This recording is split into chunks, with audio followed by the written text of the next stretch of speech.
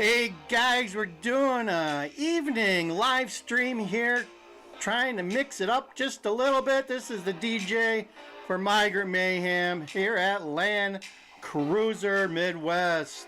Hope you're having a good Tuesday, July 9th, 6:20 p.m. 6:20 p.m. Let me get some videos ready to go here. Boy, was it a hell of a weekend in Chicago. We're going to talk about that. We're also going to do a shout out too for somebody I met over the last couple of days. Shout out to Steve Osmansky, and he's got some celebrity Chicago in his blood. So we're going to talk about that on the other side. What do we got going here? We got Subway Dreams by Dan Henning for you playing. Let's get ready to go. Welcome to the show. Yeah. There you go. There we go. Let's bring the music down because that's what the DJ does, and we'll get the show on the road. Okay, so as this little picture here kind of shows you, it was kind of a rough 4th of July weekend in Chicago. I think they started back on Wednesday through Sunday. So that's Wednesday, Thursday, Friday. So that's 5 days. 5 days we had a hell of a lot.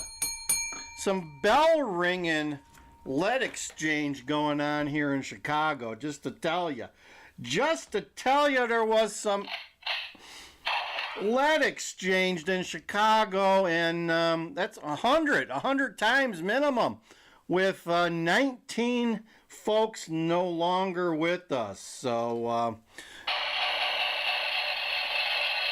yeah, sad.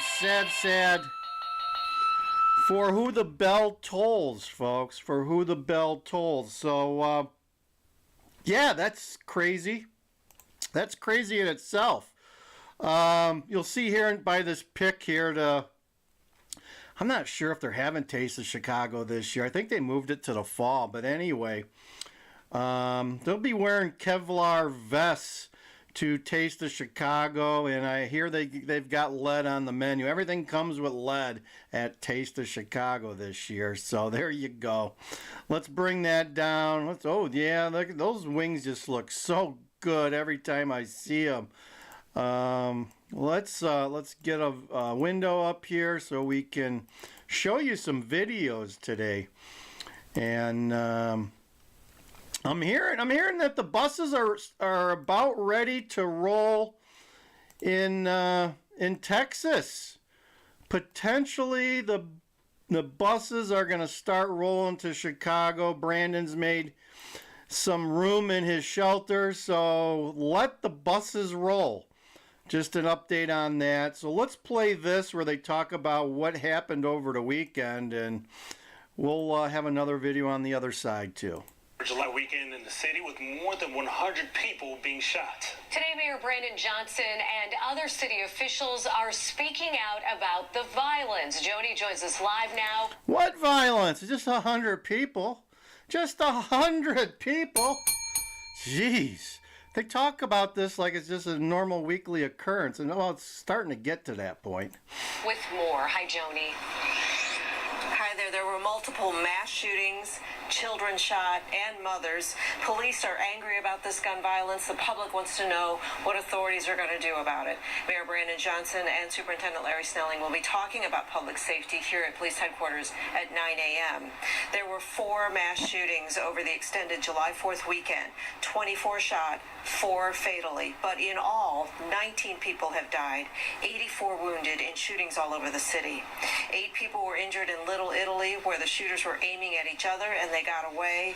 Police went to the area of 71st and Woodlawn on Friday, where 2 women and an 8-year-old were killed, 2 other children shot.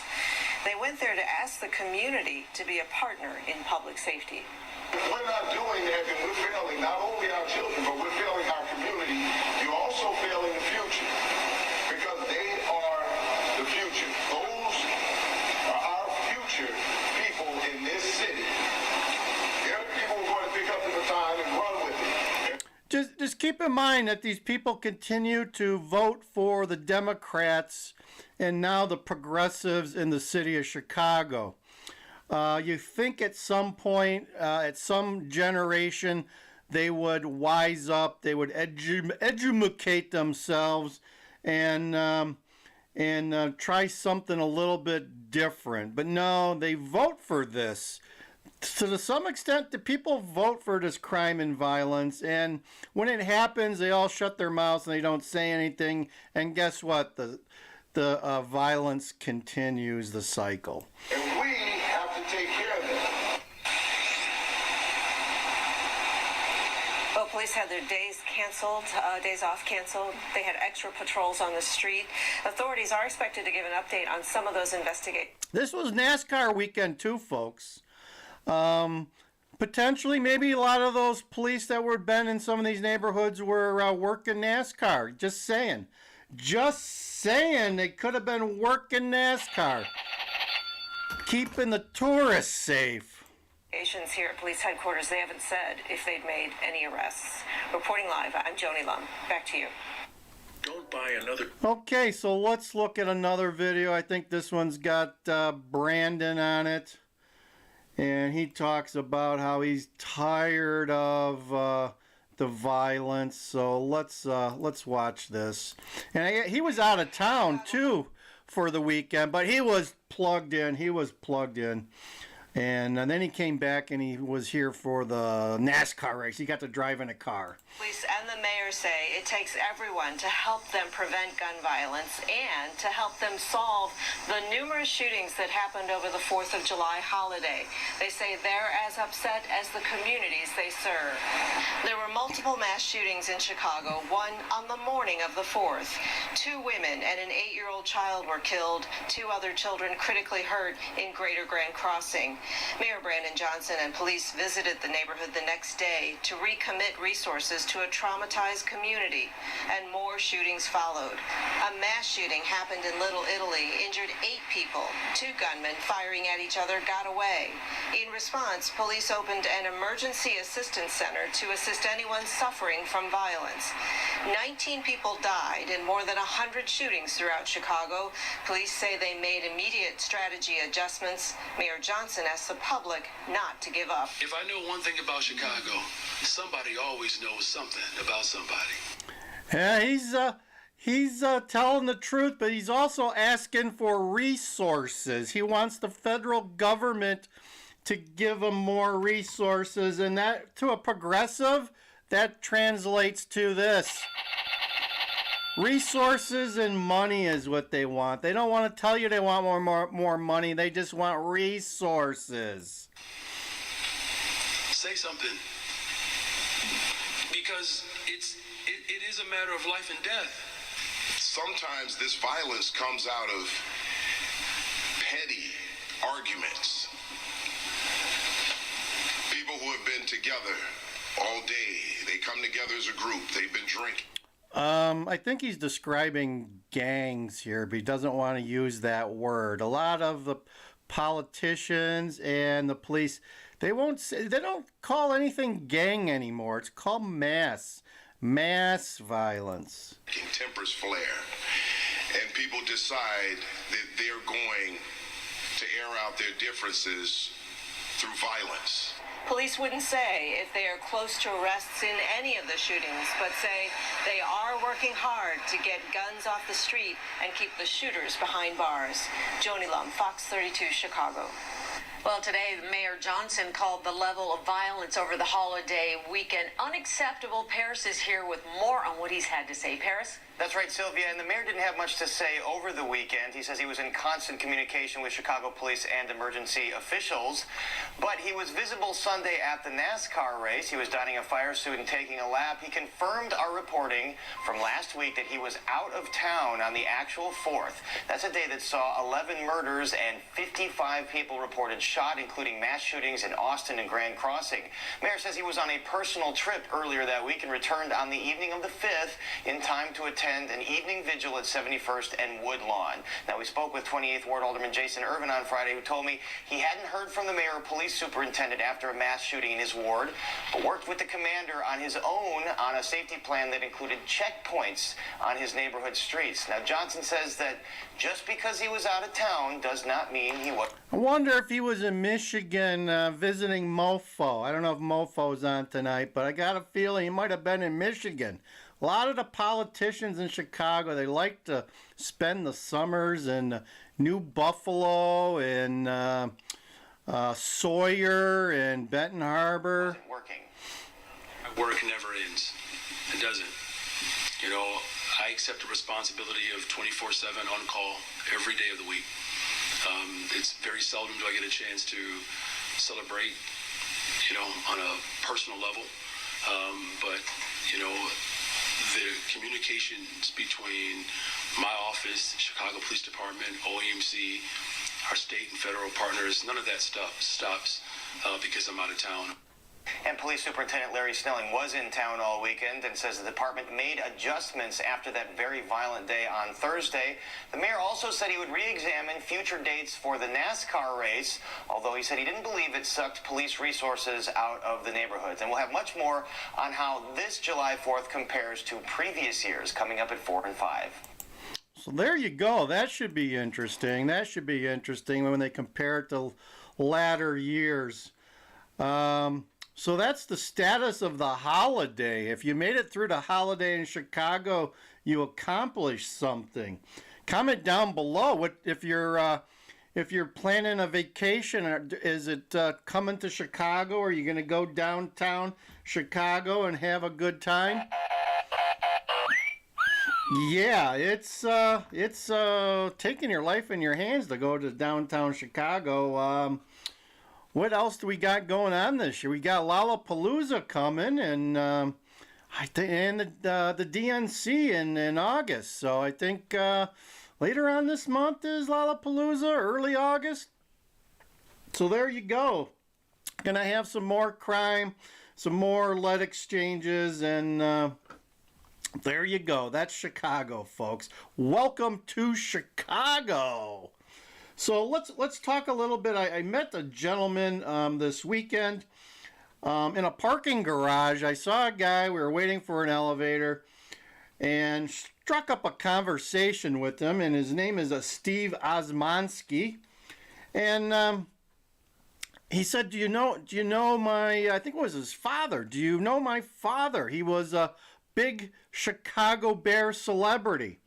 And I'm a Chicago Bear fan, right? I know the players. I know all the major players. Well, comes to be his father. I believe it's his father, because I don't think it was his grandfather. But anyway, Bill Osmansky, who played for George Halas back in the 1930s, like 1937, went on to be a dentist and also coached at Holy Cross. So he was a fullback for the Bears. So he was one of the early Bears, and you don't hear much about him. Don't hear much about a lot of people from the. I think I don't know. There was probably some other more famous names in that era, maybe like Sid Luckman and I don't know, maybe a couple other big names that came out of that. But anyway, so we had a great talk. He's in the oil industry. He did tell me that oil sales are down by 2 to 3%. He's blaming the EVs. I think it's a combination of EVs and the price of oil. And I don't think people are traveling as much as they used to, right? People are trying to combine trips. People are quitting some of their trips and vacations, and it's all hitting the oil industry. But he says sales are down, and I kind of kidded with them, saying, "Hey, you're one of those greedy oil executives," and he kind of chuckled at that. So a shout out to Steve. Had a great time meeting you, talking to you. I hope you had a great day at the place we met at. And like, share, and subscribe, folks. Yeah, and we talked about the Bears, and he confirmed that the Bears are totally dysfunctional when it comes to the McCaskies and you know, I've heard too. I've got some other people within the ticket shareholders that tell me they really think that Virginia, once she passes, the family's going to end up selling off a good portion, if not all, of the Bears and moving on with their lives. And that may be a good thing for the city of Chicago and the Chicago Bears. Although last I heard, Chicago Bears are back to talking about Arlington Park, so they just keep going back and forth, bouncing back and forth between downtown and Arlington Heights. And I've been, like I said, I've been around the block a couple of times, and back in the 90s, I think, same type of thing happened. They were trying to leverage, put the Chicago mayor, and I think it was Daley at the time, trying to leverage him for a better deal at Soldiers Field, and they had some land options in the south suburbs in northwest Indiana that they were trying to bluff them with. And ultimately they decided, or got the Park District to upgrade Soldiers Field and create that spaceship that we have there now. So now they seem to be doing the same thing. I don't know how this is going to play out, because Jelly Belly doesn't seem to be wanting to play games. And I think the taxpayers in Chicago got a big hit this last time around when they got their bills in the mail. I met somebody Saturday, and they live in Palatine, probably like a 450, 500K house in Palatine, and on a quarter acre, third acre, and their bill just went up $1,200. So tax bills in Cook County are starting to rise, and people are getting a dose of reality there. You can't spend without having the money in your checking account, and that's what our politicians in Illinois and Cook County and Chicago, they enjoy doing that. They enjoy doing that. They enjoy spending and wasting your tax dollars. So there you go. So we're about done for today. Hope you enjoyed the show. Gave you a little eye into Chicago crime over the holiday weekend. So like, if you could, share and subscribe. Hit that bell notification so every time we release a video, you get it. Notification of that, and you can watch it. So check out our channel. This is Migrant Mayhem. We do some collapse of the economy videos. We do some car show videos. We do some foodie videos, and we also do some slot videos. We got Susie Q, the slot queen, on staff. So there you go, folks. Well, I'm out. We'll finish every show as we always do with a hand slap, and see ya.